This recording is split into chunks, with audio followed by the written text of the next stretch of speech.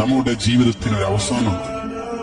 ആ അവസാന ഘട്ടത്തിൽ അടിപതറാതിരിക്കാൻ, നമ്മുടെ എല്ലാം നഷ്ടപ്പെടാതിരിക്കാൻ നമ്മുടെ ജീവിതം ഇസ്തഇദ്ദൂലിൽ മൗതി ഖബല നുസൂലിൽ മൗത്ത്, മരണം വരുന്നതിന് മുമ്പ് മരണത്തിന് വേണ്ടി നമ്മൾ തയ്യാറെടുക്കണം.